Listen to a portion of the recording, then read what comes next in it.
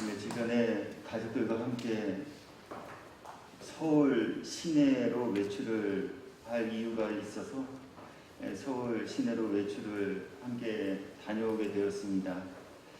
지하철을 타고 이동을 하는데 한강 다리를 이렇게 건너오는 중에 제 딸아이가 한 건물을 이렇게 가리키면서 아빠, 저런 데 누가 살아? 이렇게 물어봅니다. 아마 본인이 생각하기에는 그곳이 꽤나 좋아 보였던 모양이에요. 서울 한복판에 한강변에 이렇게 고층 건물이 세워진 그것을 보면서 아빠, 저런 데 누가 살까? 이렇게 물어봅니다. 제가 뭐라고 대답했겠어요? 돈 많이 버는 사람들이 살 거야. 아마 저런 데는 돈이 많은 사람들이 살 수밖에 없어. 저 건물 꽤나 비싸거든. 이렇게 답변을 해주었습니다. 그러면서 제 마음속에 오늘의 말씀과 일맥하는 궁금증 하나가 생기게 됐는데요. 그것이 무엇인고 하니, 와, 그렇다면 대체 천국에는 어떤 사람들이 살까? 라고 하는 생각이었습니다. 여러분, 안 궁금하시나요? 천국이 있음을 믿는 믿음을 가졌다면 정말 궁금할 것이고, 또 천국이 있음을 믿지 못하더라도 교회에 나오니까 자꾸 천국 지옥 얘기하는데, 그렇다면 그렇게 좋은 천국에는 대체 누가 들어갈 수 있고 대체 그곳에는 누가 살고 있을까? 우리 이런 거 궁금하지 않으시냐라고 하는 거예요. 그래서 오늘 하나님께서는 우리가 함께 은혜를 나눌 본문으로 계시록 19장 1절부터 3절까지를 함께 하시고, 이 계시록 19장 1절부터 3절까지의 말씀을 통해서 천국에는 과연 어떤 이들이 거주하고 있는가, 어떤 이들이 천국에 합당한 사람들인가 라고 하는 모습을 우리 모두에게 보여주고 있습니다. 이제 우리가 계시록 19장 1절부터 3절까지의 말씀을 함께 읽으면서 하나님께서 오늘 예배의 자리에 참여한 저와 여러분 모두에게 주시는 말씀을 받는 시간 갖도록 하시겠습니다. 계시록 19장 1절부터 3절까지의 말씀을 저와 여러분들께서 함께 읽으면서 받도록 하시겠습니다. 이 일 후에 내가 들으니 하늘에 허다한 불이 큰 음성 같은 것이 있어 이르되 할렐루야, 구원과 영광과 능력이 우리 하나님께 있도다. 그의 심판은 참되고 의로운지라 음행으로 땅을 더럽게 한 큰 음녀를 심판하사 자기 종들의 피를 그 음녀의 손에 갚으셨도다 하고 두 번째로 할렐루야 하니 그 연기가 세세토록 올라가더라. 아멘. 오늘 본문은요, 이제 하나님의 최후의 심판이 이 땅에 내려지고, 그리고 하나님께서 구원받은 백성들을 하늘로 들려 올려주신 이 휴거라고 하는 사건이 일어나고 난 이후 하나님께서 성령을 통해 요한에게 천국에 합당한 사람들, 또 천국에 살고 있는 사람들, 그들은 누구인가 라고 하는 것을 보이시는 말씀이 됩니다. 오늘 본문에 보니까 하나님의 나라에 입성한 사람들, 하나님의 보좌 앞에 서 있는 사람들, 그들이 누구인가, 또 그들은 어떠한 사람들인가 라고 하는 그 모습과 내용을 다음과 같이 알고 계신데요. 그것은 하나님을 찬양하는 이들이다 라고 하십니다. 다시 본문의 말씀을 제가 읽어드립니다. 이 일 후에 내가 들으니 하늘에 허다한 무리의 큰 음성 같은 것이 있어. 지금 하나님의 나라에 있는 사람들, 그들이 지금 외치는 소리를 요한께서 듣고 계시다는 거예요. 그렇게 오늘 이 외침을 하는 사람들은 하나님의 나라에 속한 이들이다라고 하는 것이지요. 하나님의 나라에 속한 이들, 그들이 무엇이라고 지금 외치고 있습니까? 이르되 할렐루야, 구원과 영광과 능력이 우리 하나님께 있도다. 구원의 하나님, 영광의 하나님, 능력의 하나님을 할렐루야로 찬양하는 이들이 바로 천국에 있었고, 이것을 다시 바꾸어 말하면 그러므로 천국에 합당한 사람들, 천국에 거주하고 있는 이들의 증거는 하나님을 찬양하는 것에 있다라고 하는 것을 우리 모두에게 교훈하시는 말씀이 되기도 합니다. 그렇다면 오늘 하나님, 구원받아 천국에 입성한 이들의 외침 소리와 그 내용을 우리들에게 알려주시는 이 말씀을 통해 오늘 이 땅에 살아가고 있는 저와 여러분 모두에게 주시고자 하는 교훈은 과연 어디에 있을까요? 이제 이에 대해서 우리가 함께 살피고 생각하면서 은혜를 나누려고 합니다. 하나님께서는 오늘 천국 백성들의 모습을 우리들에게 보이심을 통해 두 가지 교훈을 저와 여러분 모두에게 살피며 나누게 하시는데요. 먼저로는 구원받은 성도의 합당한 증거는 바로 하나님을 찬양하는 것이다 라고 함을 교훈하고 있습니다. 구원의 하나님, 지금 구원의 하나님을 찬양하고 있는 이들의 이 찬양을 통하여서 하나님께서는 구원의 하나님을 찬양한다라고 하는 것에 크게 두 가지 의미가 담겨 있다라고 우리들에게 알리시는데요. 그것은 사람의 영혼을 구원하실 이는 하나님이시며 또 성도의 찬양 드림의 이유는 바로 구원받음에 있다 라고 하는 것을 우리에게 알리고 계십니다. 우리 사람들은요, 사람의 수고와 노력으로도 구원을 얻을 수 있다라고 생각합니다. 지식으로는 알아요.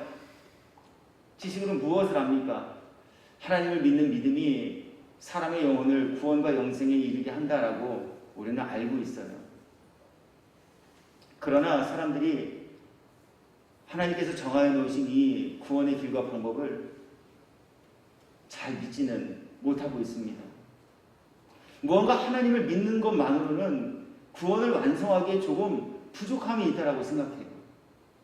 하나님을 믿는 것도 구원에 필요한 요소이긴 하지만 우리 사람의 애씀과 수고가 그것에 더하여져서 구원을 완성하는 것이다. 사람들은 이렇게 생각하는 경우가 있습니다. 그래서요, 이 구원을 완성하고 이루기 위해 종교 행위에 열심합니다.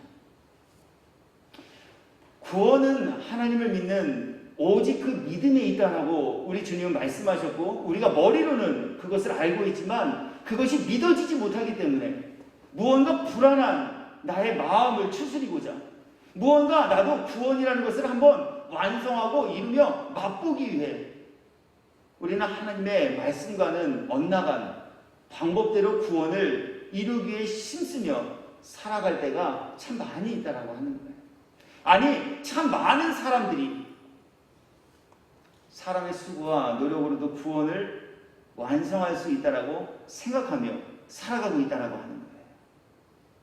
추론이 아닙니다. 가정이 아니에요. 하나님께서 그렇게 말씀하셨습니다. 그래서 구원받기 위해 예배에 참석합니다. 이렇게 하면 혹시 구원을 좀 받을 수 있지 않을까 하는 마음에 헌금도 드려요. 이렇게 하면 하나님께서 좀 어여삐 여겨주시고 칭찬해 주시지 않을까 싶어서 하나님을 믿는 믿음은 배제한 채 무언가 열심히 봉사하는 일에는 참석하기를 즐겨합니다.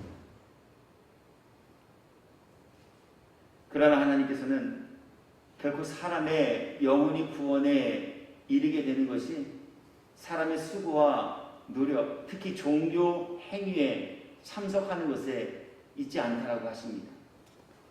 이사야서 1장 10절 이후에 말씀을 먼저 읽어드립니다. 여호와께서 말씀하시되, 하나님의 말씀이에요. 하나님께서 무엇이라고 말씀하고 계실까요?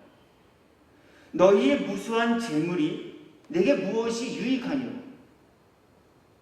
오늘 하나님께 무언가를 드리고 있는 사람들에게 하나님이 말씀하고 계셔요. 너희의 그 드림이 무엇이 유익하냐라고 말이죠. 이것을 왜 물으실까요? 유익하지 않음을 알게 하시기 위해 이것을 지금 우리들에게 판문하고 계시다는 거예요. 드림이 하나님께 유익하지 못하게 되어진 사람들. 그러나 이 드림으로 무언가 하나님을 기쁘시게 해드릴 수 있고 이 드림을 통해서 내가 구원을 이룰 수 있다고 생각한 사람들, 오늘 그들에게 하나님께서 말씀하고 계시다는 거예요. 너희의 무수한 재물이 내게 하나님께 무엇이 유익하냐? 유익하지 않다라는 얘기예요. 나는 순양의 번제와 살진 짐승의 기름에 배불렀고 나는 수송아지나 어린 양이나 순정수의 피를 기뻐하지 아니하노라. 너희가 내 앞에 보이러 오니 예배를 드리기 위해 오는 것이 아니에요. 구원의 하나님을 찬양하기 위해서 교회에 오는 것이 아니에요. 하나님께 보이러 오는 사람들. 여러 가지 이유들이 있을 수 있겠죠. 안 오면 찝찝하니까. 오랜 시간 신앙생활을 통해 우리 몸에 숙달된 습관 때문에, 그 외에도 다 설명해낼 수 없는 여러 가지 이유들을 가진 사람들이 예배를 드리기 위해서, 구원의 하나님께 찬양과 감사와 영광을 올려드리기 위해서 예배의 자리로 나오는 것이 아니라 보이러 나오고 있다는 거예요. 그리고 주님께 보이러 나오는 이 행위가 나를 구원과 영생에 이르게 할 수 있는 길과 방법이 될 수 있다라고도 이들은 생각하고 있었다는 거예요. 이것을 누가 너희에게 요구하였느냐? 내 마당만 밟을 뿐이니라. 헛된 재물을 다시 가져오지 말라. 분향은 내가 가증히 여기는 바요. 월삭과 안식일과 대회로 모이는 것도 그러하니 성회와 아울러 악을 행하는 것을 내가 견디지 못하겠노라.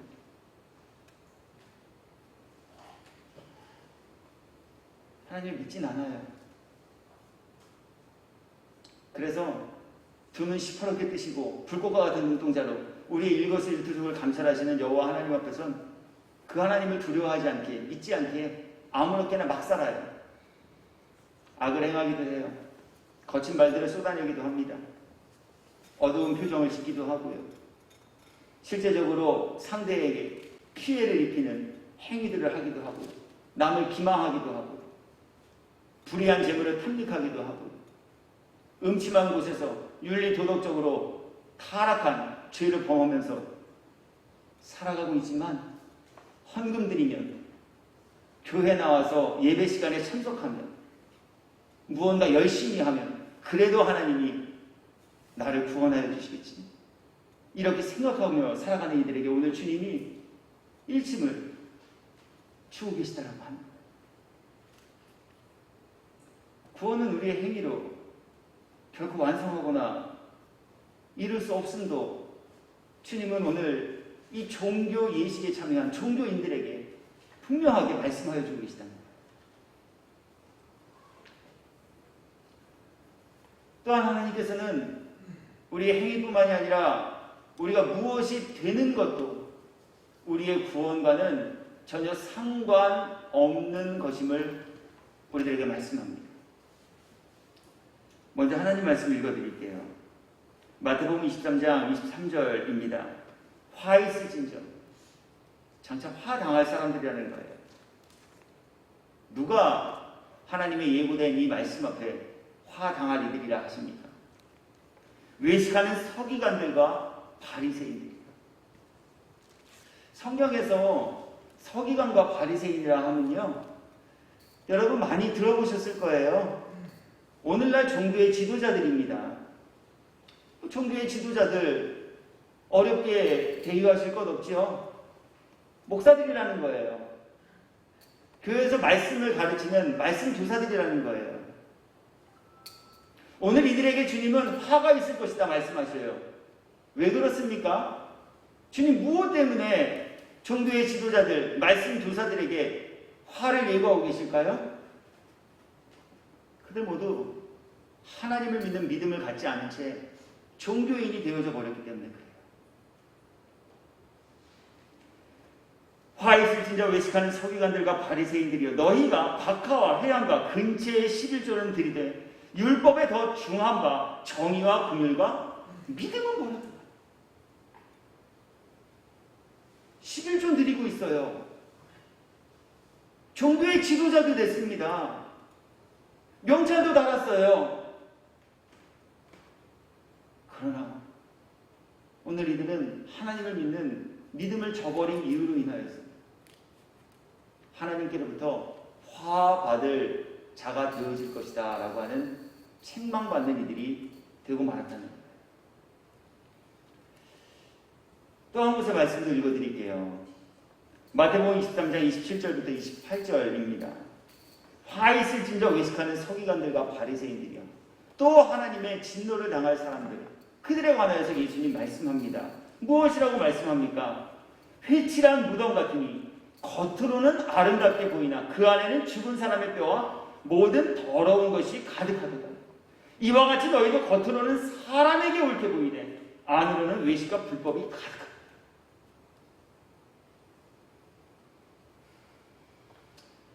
이제 곧 우리도 시간의 흐름에 따라 2022년 연말을 맞이하게 될 겁니다.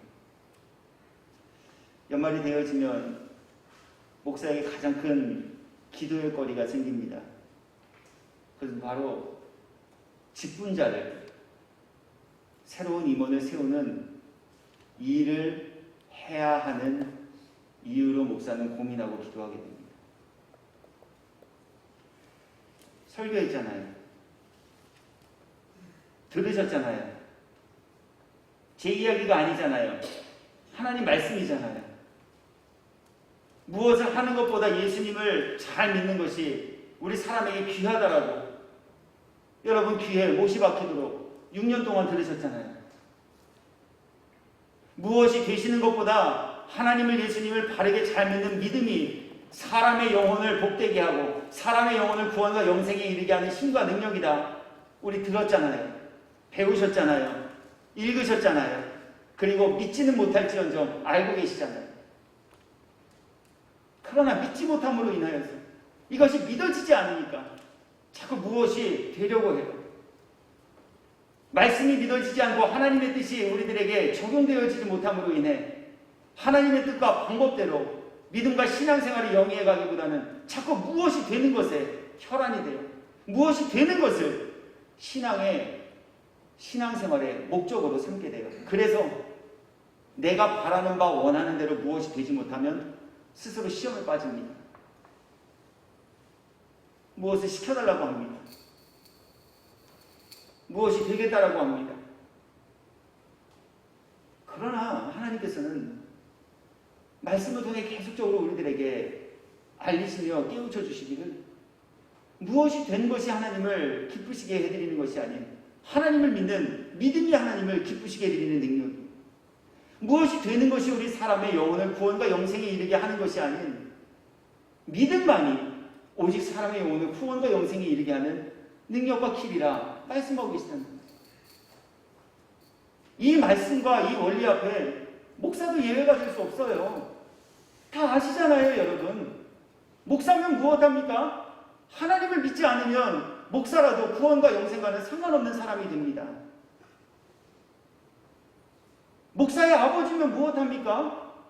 하나님을 믿지 못하면 하나님을 믿는 믿음을 하나님께로부터 구하여 얻지 못하면 목사의 아버지라 할지라도 목사의 아내라 할지라도 목사의 자녀라 할지라도 구원과 영생과는 상관이 없는 이들이 되고 만다는 거예요.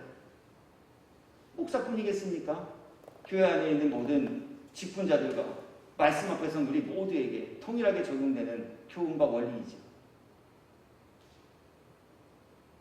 그래서 하나님께서는 사람의 영혼이 구원에 이르는 것은 오직 하나님을 믿는 믿음에 있다라고 수차례 예수님의 입을 열어 성령의 감동을 입은 선지자들의 입을 열어 선포케 하시고 그것을 믿는 믿음을 가진 이들이 되라 하고 계시다는 거예요.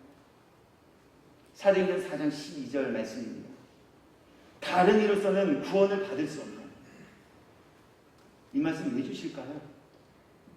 다른 이들로부터도 구원을 얻을 수 있다라고 생각하는 사람들이 있기에 주님은 오늘 사도 베드로의 입을 열어 다른 이들로는 여러분 구원 받으실 수 없어요. 이거 말하게 하시는 거예요. 교통질서를 지킵시다. 잔디를 보호합시다. 쓰레기를 아무데나 버리지 마십시오. 이 표어와 이 구호가 필요한 건 질서 지키지 않고 무단 투기하는 사람들이 있기 때문에 이 구호가 필요한 것처럼 말이에요. 다른 이로서 구원을 받을 수 있다고 생각하는 사람들이 있었습니다. 그렇기에 주님은 말씀하셔요. 다른 이로서는 구원을 받을 수 없는 천하 사람 중에 구원을 받을 만한 다른 이름을 우리에게 주신 일이 없음이라 하였다. 그렇다면 구원은 어떻게 이룰 수 있겠습니까? 누가 우리의 사람 영혼을 구원해 줄 수 있겠습니까? 그 요한에 예수님이 이렇게 말씀합니다. 요한복음 14장 6절입니다. 내가 곧 길이요. 무슨 길입니까? 아버지께로 나아갈 수 있는 길입니다. 무슨 길입니까? 사람의 영혼을 구원과 영생에 이르게 하는 천국으로 가는 길입니다. 예수님이 길이시래요. 내가 곧 길이요, 진리요, 생명이니 나로 말미암지 않고는 아버지께로 올 자가 없는 거예요. 예수님을 믿는 믿음만이 우리를 하나님 아버지께로 인도하는 길이요, 능력이 된다는 거예요. 예수님만이 오직 사람의 영혼에 생명을 주신 오직 유일한 구원자시다라고 하는 거예요.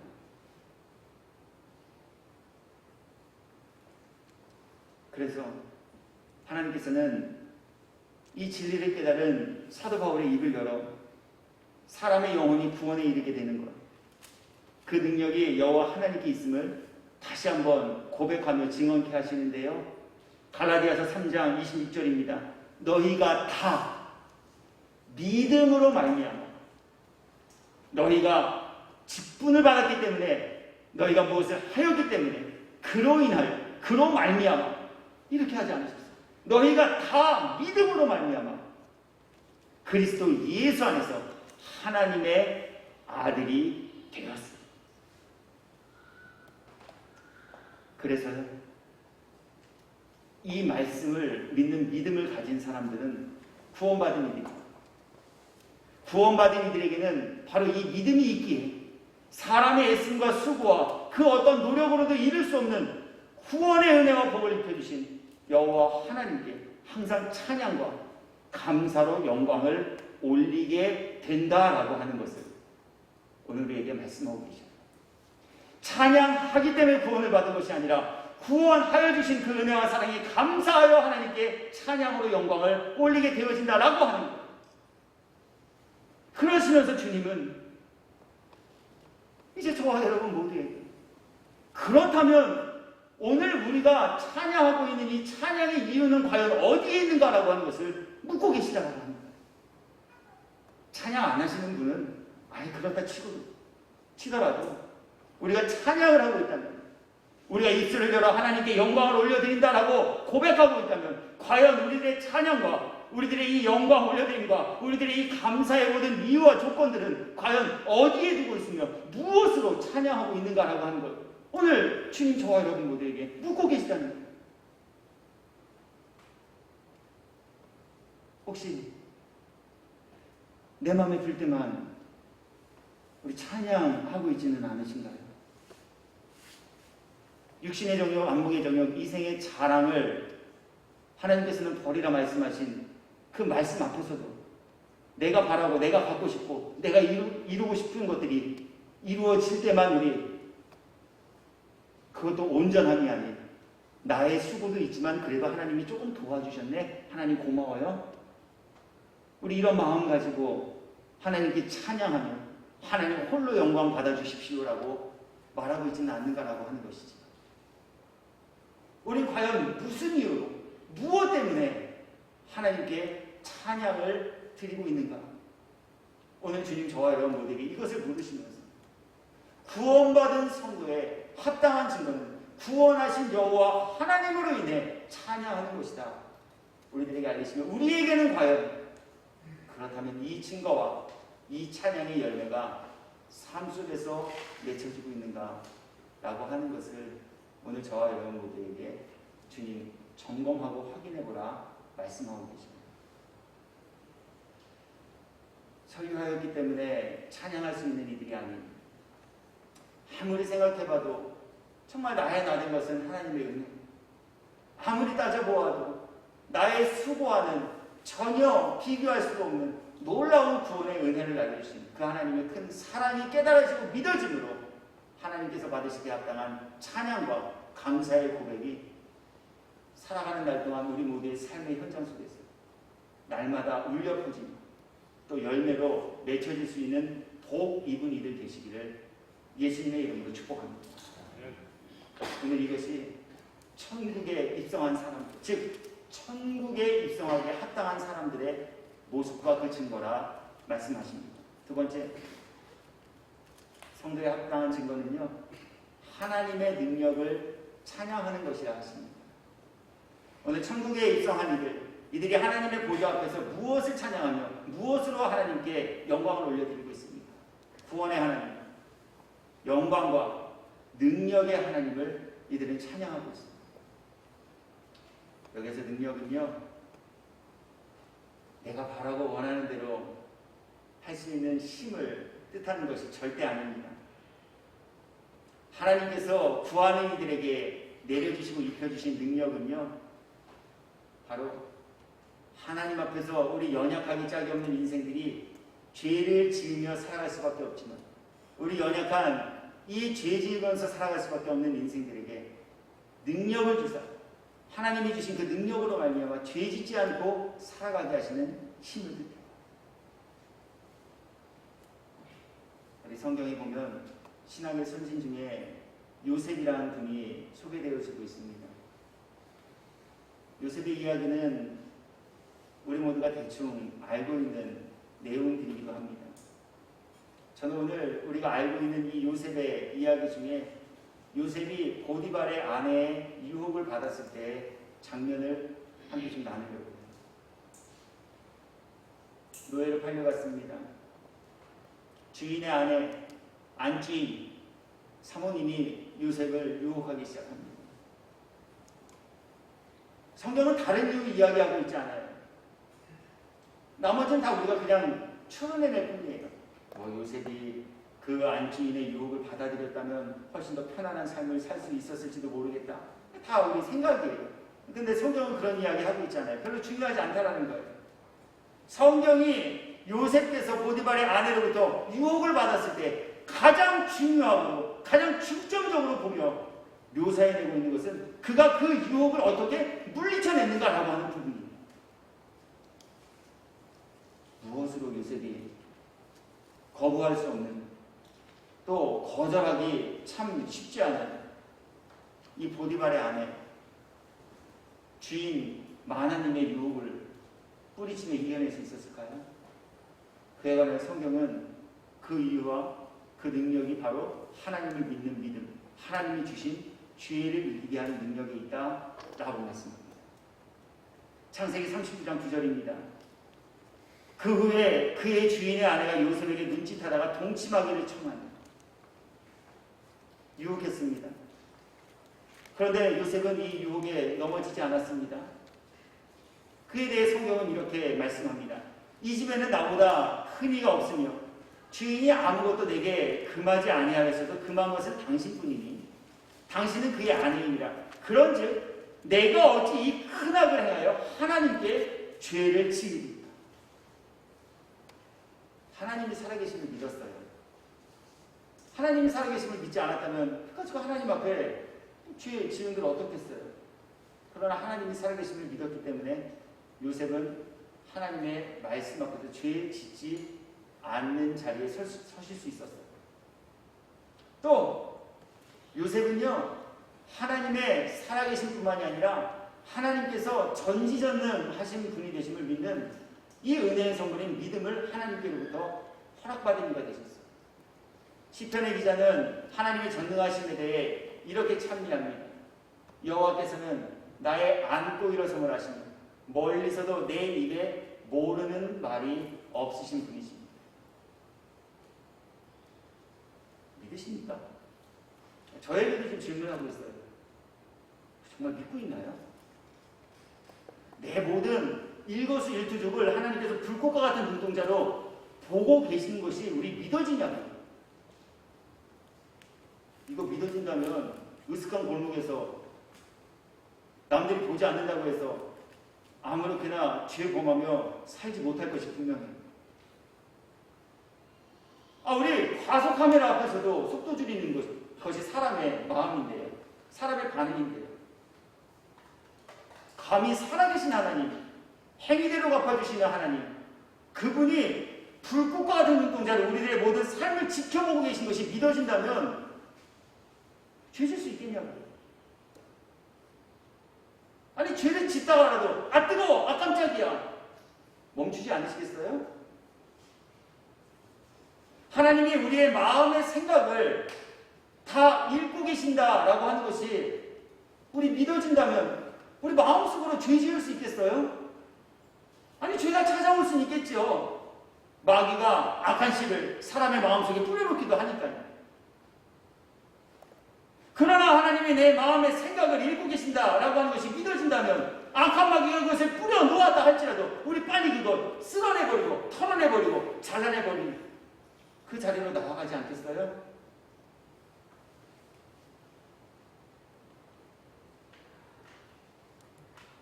그거 이야기하고 있는 거예요. 요셉이 위대하셨어요?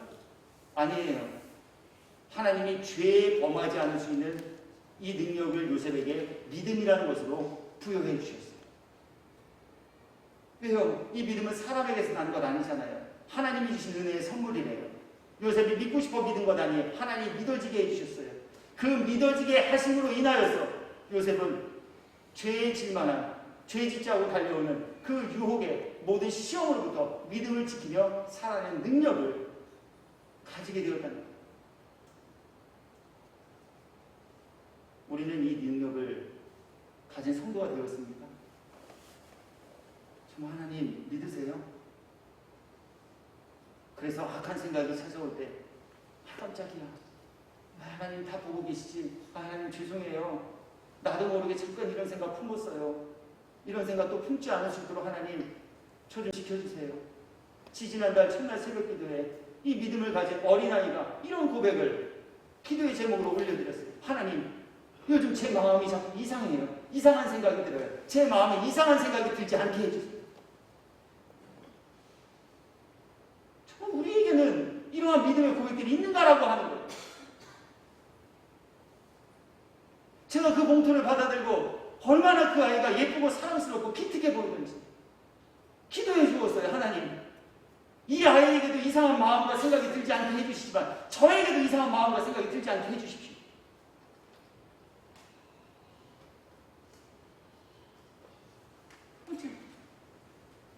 믿음을 지키며 살게 하시는 능력이 빌립보서 4장 13절 말씀입니다. 내게 능력 주시는 자 안에서 내가 모든 것을 할 수 있습니다.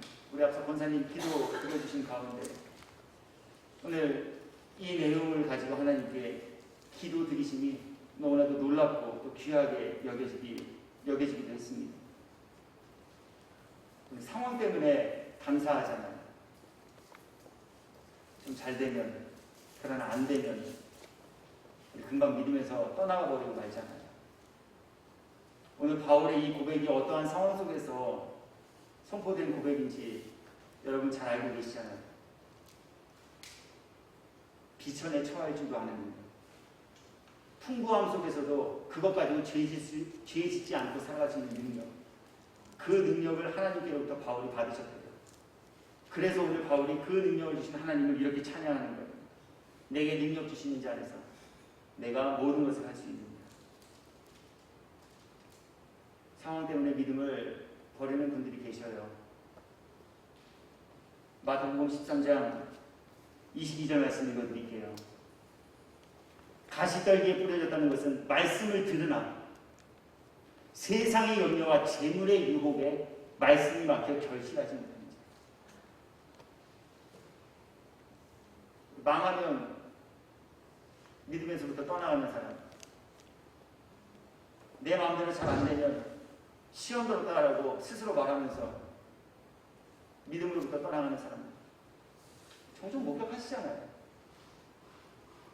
그런데 하나님께서는 어떠한 상황 중에서도 하나님을 믿는 믿음을 버리지 않고 살아갈 수 있는 이 능력을 사람들에게 입히사 이 능력을 입은 사람들을 통해 믿음을 지키며 살아가게 하시고 지켜낸 그 믿음의 결국 사람의 영혼이 구원과 영생에 이르는 은혜와 복을 입혀주시는 분이시다라고 하는 거예요. 그래서 이것이 믿어지고 이것이 깨달아진 사람은 나를 나되게 하신 여호와 하나님의 능력으로 인하여 하나님께 찬양하며 감사와 영광을 올려드리게 되어진다라는 것을 우리에게 말씀하고 계십니다. 지난주 중에 성도의 가정을 신방하면서 어떤 분과 이야기를 나누는데 그분 제게 이런 말씀하셔요. 목사님, 여태까지 살아온 제 인생 또 믿음 신앙생활 이 모든 기관들을 다 돌아보니까 정말 믿음을 지켜낸다는 것, 그리고 믿음을 지키며 살아가는 것, 이것이 얼마나 쉽지 않은 것임을 제가 알게 됐습니다.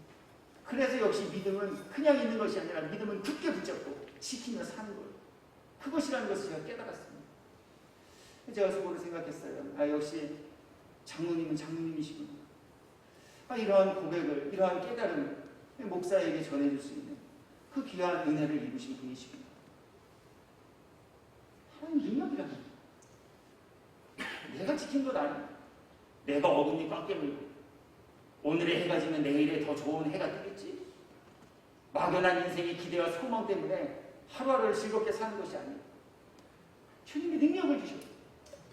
비천에 처해도 믿음을 버리지 않을 수 있는 풍부함 속에서도 그 풍부함을 가지고 쾌락과 유혹과 정욕을 위해 쓰지 않고 살아갈 수 있는 그 능력만.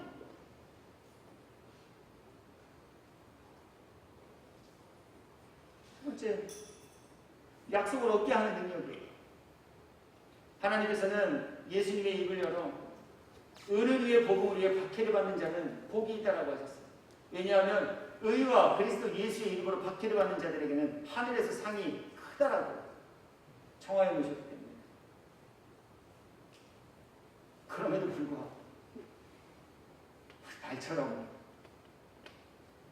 이대로 행하면서 살아가실 수 있으시겠습니까? 주님 때문에 박해받으면 상이 크대요. 우리 큰 상 받기 위해 주님 때문에 박해받는 자리까지 우리 나아갈 수 있으면 주님 때문에 박해받는 그 순간을 우리 극복하며 지낼 수 있겠느냐라고 합니다. 말씀 때문에 마음의 찔림 좀 받으면 돌을 들고 달려들기를 즐겨하는 사람들,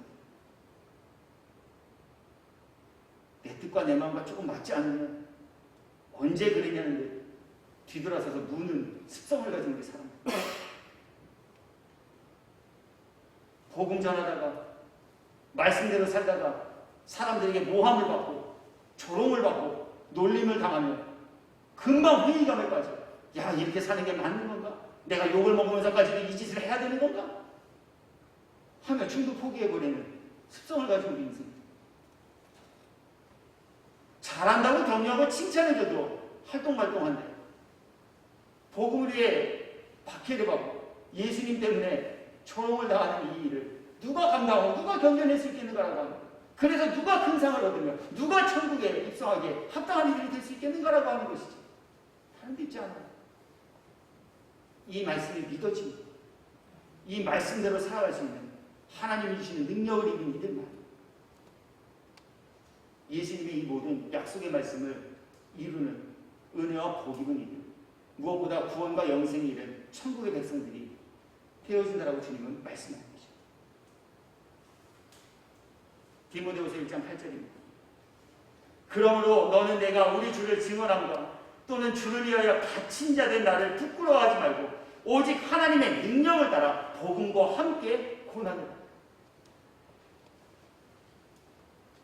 말씀 정리해요. 많은 이들이 교회에 다니는 것으로 구원을 받을 수 있다고 생각해요. 많은 분들이요, 예배 시간에 참석하고 헌금을 좀 드리고 봉사를 좀 하면 후원과 영생을 얻을 수 있다고 생각해요. 적지 않은 분들이요, 무엇이 되면 후원과 영생을 얻을 이유가 되어진다라고 착각한 빛이네요. 이런 착각 속에 빠진 지혜롭지 못한 우매한 인생들에게 하나님께서는 오늘 천국에 있는 이들의 이 찬양과 이 고백의 내용을 우리들에게 알리시면서 하나님 나라에 합당한 이들은 과연 어떠한 사람들인가?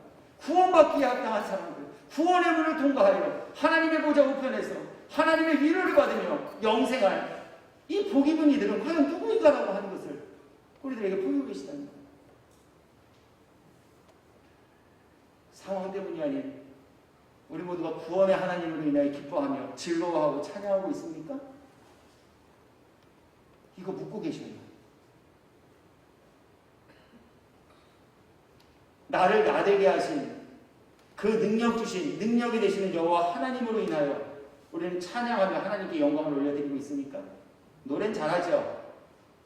나의 나된 것은 하나님의 은혜. 이제껏 살아온 모든 것들을 생각해보니 모든 것이 하나님의 은혜였어. 노래 잘해요. 정말 우리 그것을 믿는 믿음을 갖고 있는 거라고 하는 거예요. 하나님이 날 날되게 해주셨지. 그래도 하나님께서 나를 이렇게 살게 하셨지.